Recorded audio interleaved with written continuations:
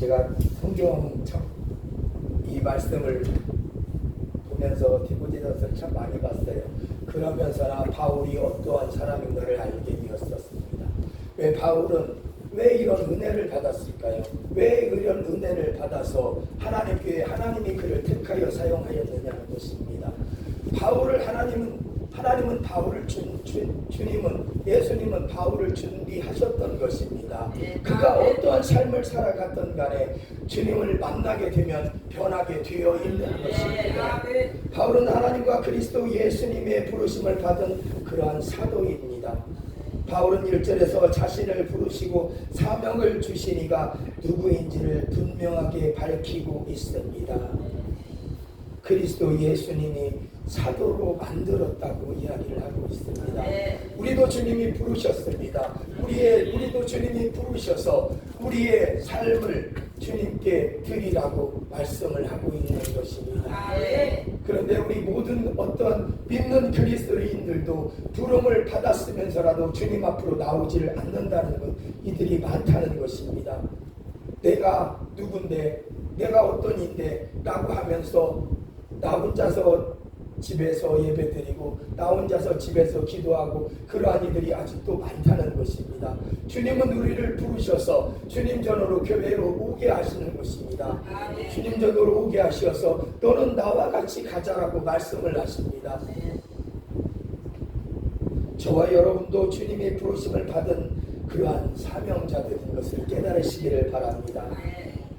사도 바울과 마찬가지로 그리스도인인 저와 여러분의 소망에 근거하고 있습니다.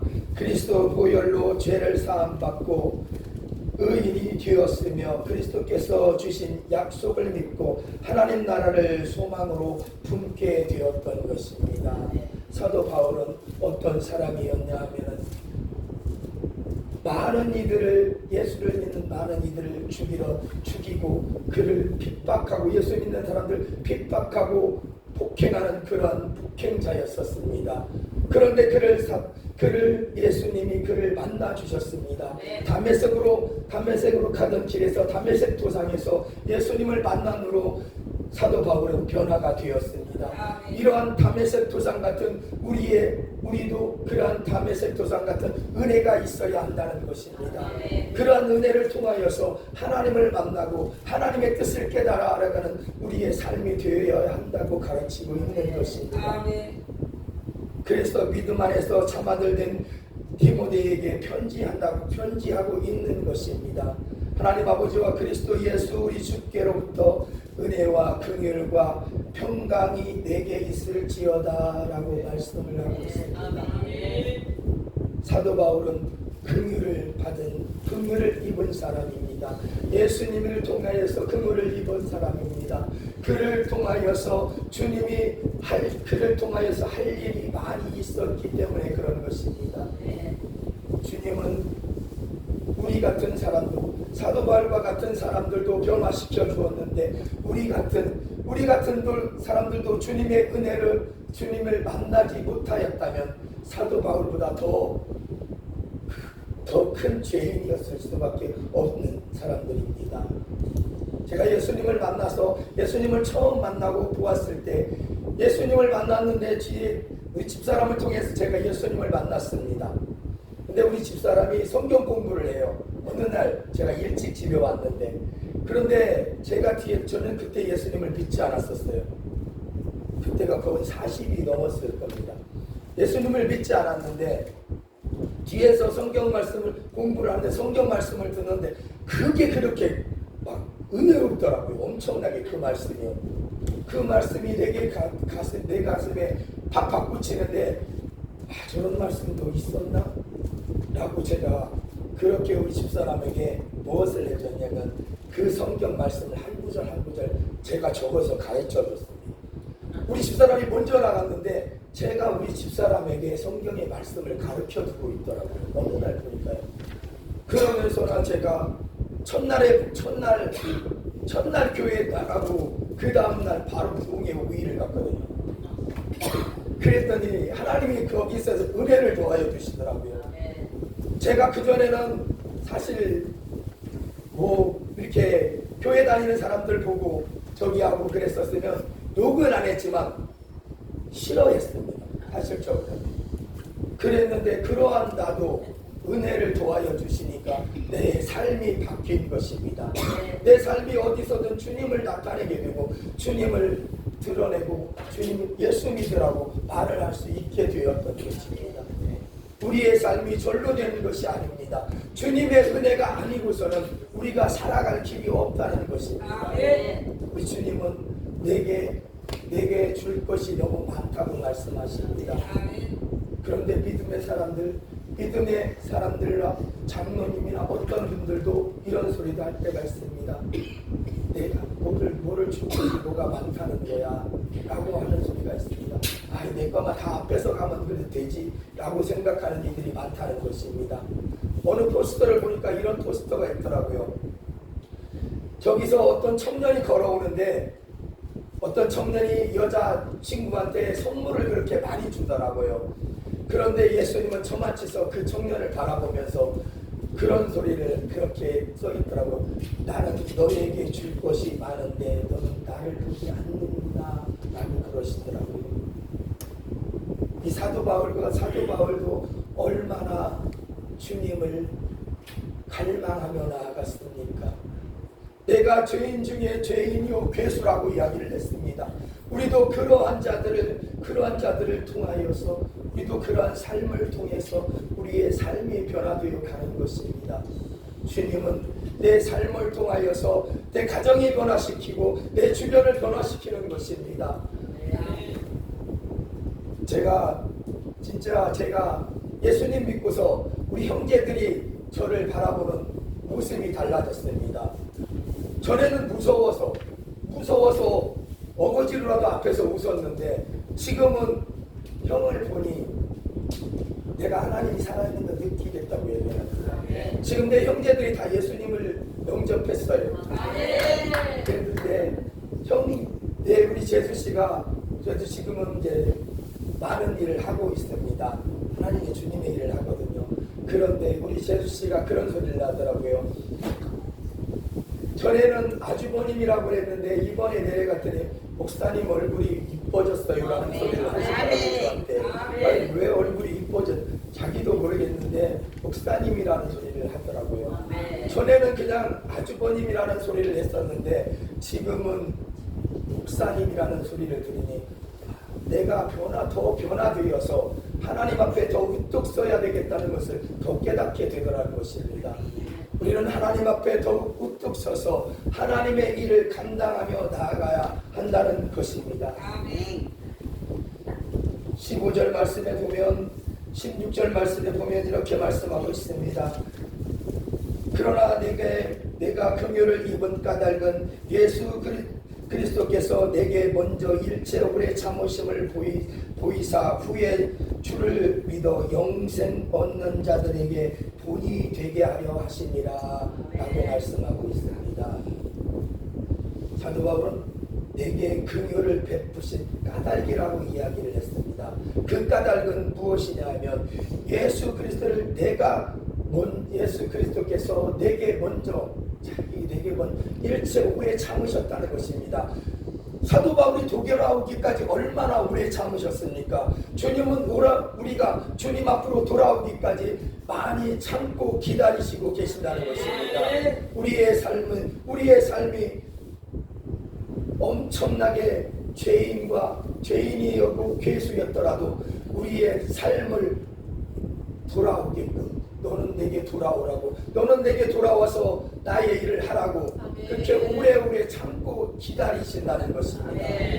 그래서 주님에게 나를 맡길 수 있어야 하는 것입니다.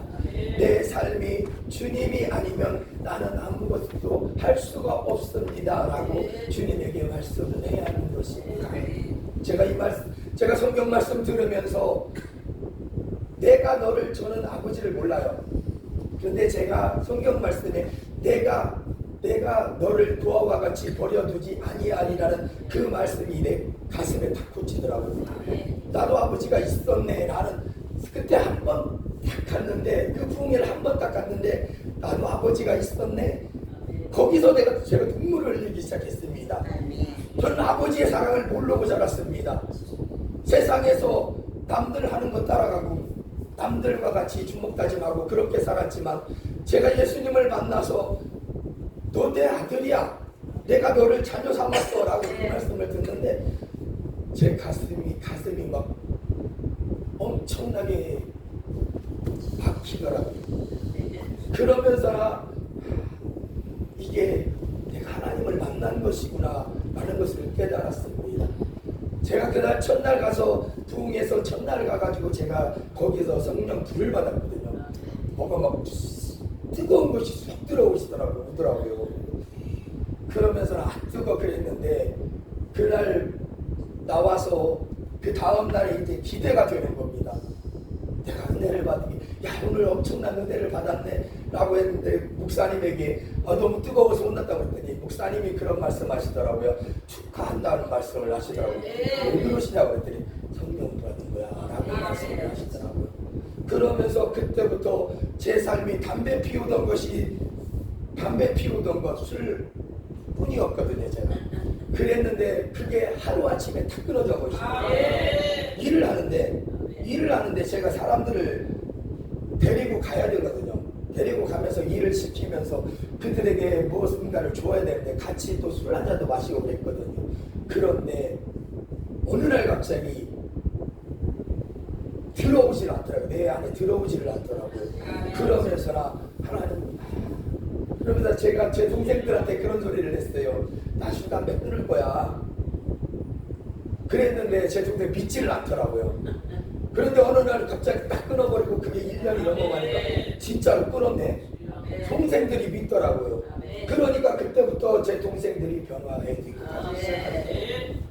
우리의 삶은 하나님께 온전히 맡겨야 한다는 것이었어요. 하나님에게 모든 것을 맡길 때마다 하나님은 그 모든 것을 다 이루어 가신다는 것입니다. 저는 지금도 제가 회사 다니면서 일을 하지만 사실 내년이 끝나거든요. 내년이면 끝나요. 내년이면 끝나요. 그런데 그 마음이 생기더라고요. 야, 이게 하나님이 내게 주시는 것인가? 원래 더 할 수도 있습니다. 사실 5년을 연장도 시켜줬거든요. 그런데 어떤 마음이 생기냐면 내년이면 끝나지. 가서 열심히 하나님 일을 해야 되겠구나라는 그 마음이 돼야 되거든요. 사도 바울은 어떻겠습니까? 주님을 만났을 때에 주님이 나를 이러한 자로 이방인들을 위해서 이방인들을 주님 앞으로 돌아오게끔 나를 사용한다는데 사도 바울은 어떻겠습니까? 그 가슴이 얼마나 벅찼을까요? 우리의 삶도 엄청나게 작은 거 하나에도 벅찬 것인데 사도 바울에게 그 큰 은혜를 도와여 주셨으니 사도 바울은 얼마나 날려갈 것 같았을까요? 우리는 하나님 앞에 온전히 나를 내려놓고 드릴 때 하나님이 우리를 사용하여 쓰신다는 것입니다. 사실 저는요 이 말씀 저기 하면서 얼마 안 돼요. 사실은 짧게 정리했습니다. 그런데요 주님이 하라고 하시는 건 목사님 말씀을 목사님이 설교하라고 그러셨을 때 사실은 약간의 그런 게 있었거든요. 그런데 목사님 말씀에 그렇지 목사님이 하나님 말씀 들으셨으니 내게 이렇게 말씀하셨겠지 하고 제가 준비를 했습니다. 그런데 성령님이 성경책을 보게 하시더라고요. 전에는 잘 안 봤어요. 전에는 그렇게 많이 안 봤어요. 사실은.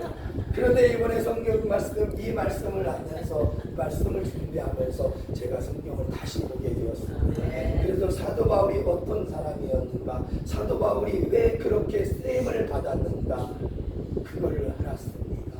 죄인 중에 괴수였던 그 사도 바울도 쓰임을 받는데 여기 있는 모든 여러분들 쓰임 받으셔야 합니다.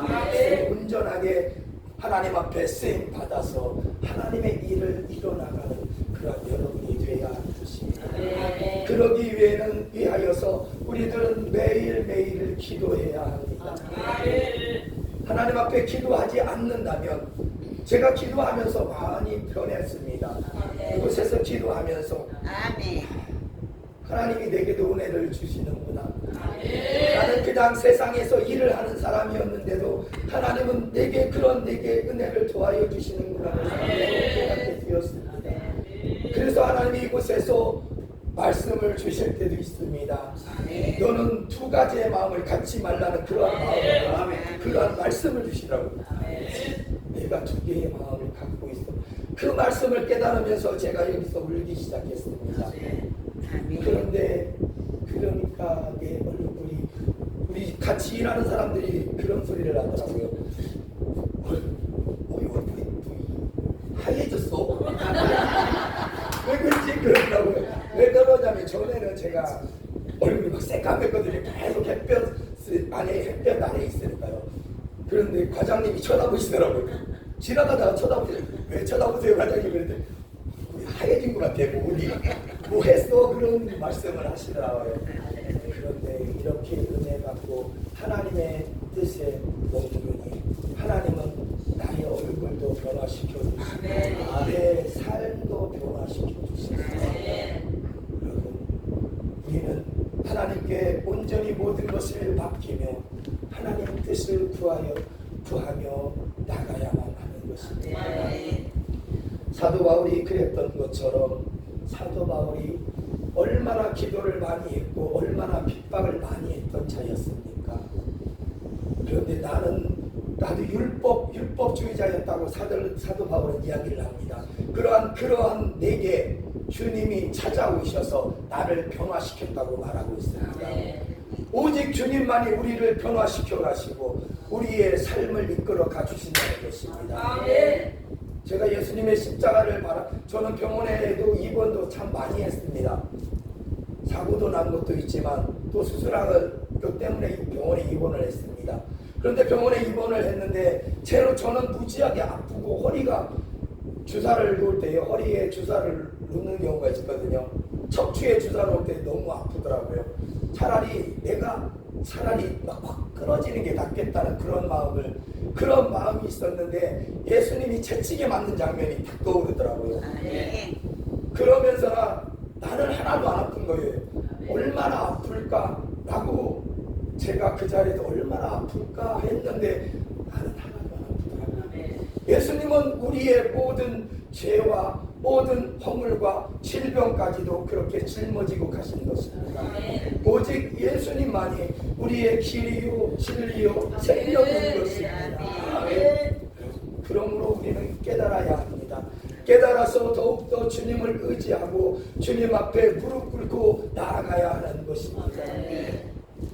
우리의 삶이 변화되기 위하여는 기도밖에 없습니다. 우리가 기도하지 않는다면 우리의 삶은 변화되지가 않습니다. 내 삶이 변화되어 갈 때에 내 삶을 하나님께 내려놓고 하나님께 기도하며 나아갈 때에는 하나님이 우리의 모든 길을 이끌어 가 주신다는 것입니다.